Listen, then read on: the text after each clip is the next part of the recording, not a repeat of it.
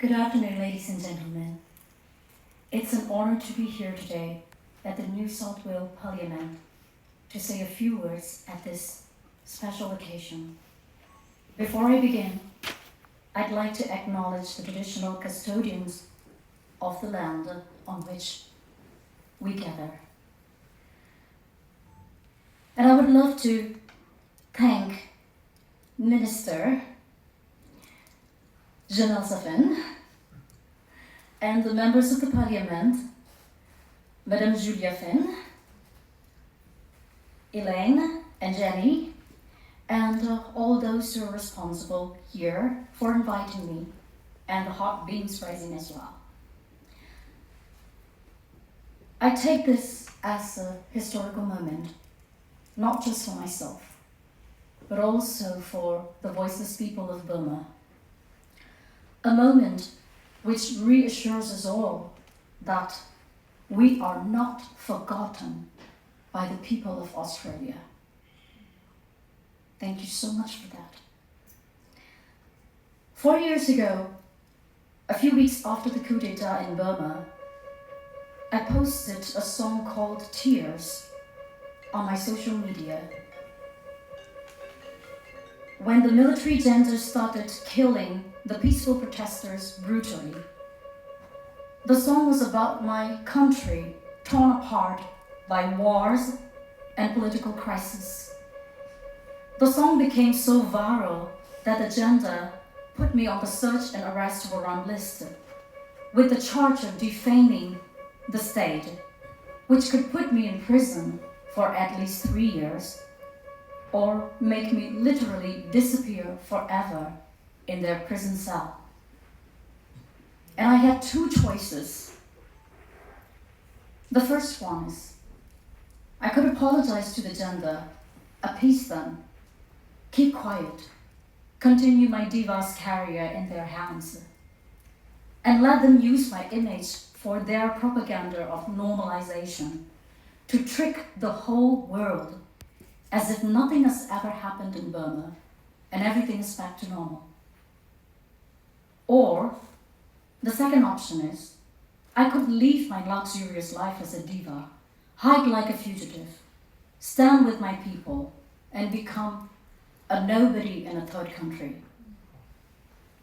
And I chose the second option because I can't shake the hands of the cruel junta who have killed thousands of my fans and my fellow citizens. The option I made has a huge risk of being arrested, imprisoned, tortured, and silenced. So I had to run and hide for many months inside Burma and at the borders. Finally, I had no choice left but to leave my country. It wasn't easy for me at all to leave behind everything I cherished, including my home, my career, my fans, and to start a new life at this age in a totally different situation. But I have no regrets.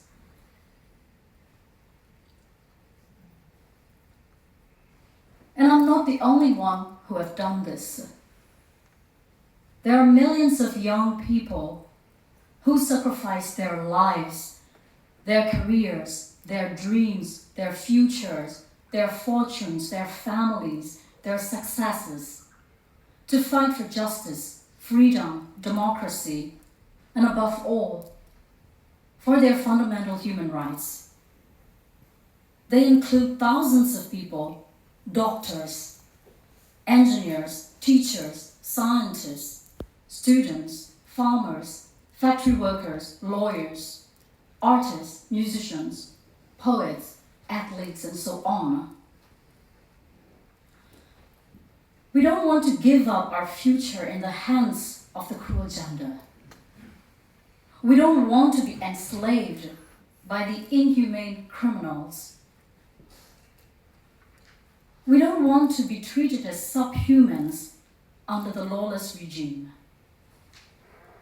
We want to become like you, a nation with law, freedom, democracy, and human dignity. I'm not a politician, neither an activist, nor a hero. I'm just an artist who stands together with millions of my fans and fellow citizens who are suffering daily from the injustice and oppression by the cruel regime.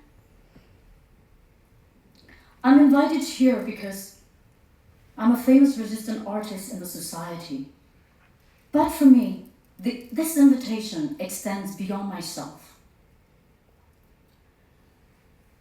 I didn't come here alone today. I've brought with me the voices of millions of voiceless people of Burma. I represent all of my very few fellow artists who choose to walk this narrow path, to be with our people, to fight for freedom and justice. When I was young, I used to have big dreams like everyone else. I wanted to become a world-famous artist from Burma. I envied the lives and fame of those megastars. I thought I could be more useful for my country if I were one of them. But after this coup, I finally come to realize more important aspects of being a true artist for the people. I don't need to be world famous to show my solidarity with my people. Even the world famous megastars do not have the opportunity of giving up their fame and their careers to stand on the right side, to be together with their people, or to protect their artistic freedom. I believe, as an artist, I need to protect my artistic freedom. And as a public figure, I need to speak out for my country's situation. It is a responsibility that nobody but the history itself gives me. I proudly take this as an opportunity to remain a true artist and a dutiful fellow citizen to my people.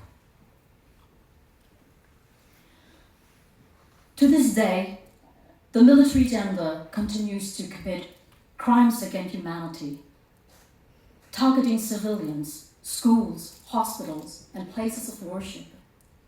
Hundreds of villages burned by airstrikes, thousands of people killed, and millions displaced and in need of emergency humanitarian aid. But the brave people of Burma continue to resist it. Right now, there is a veritable revolution going on all over Burma. Thanks to the Republic of France that I'm safe and could freely travel around the world again. And special thanks to the Commonwealth of Australia that I could come tell the truth about my country on behalf of my fans, my comrades, and my people before you all today. And I firmly believe that Australia will continue to support us in our struggle to regain our freedom, our democracy, our future, and our basic human rights. Thank you very much. Have a good day.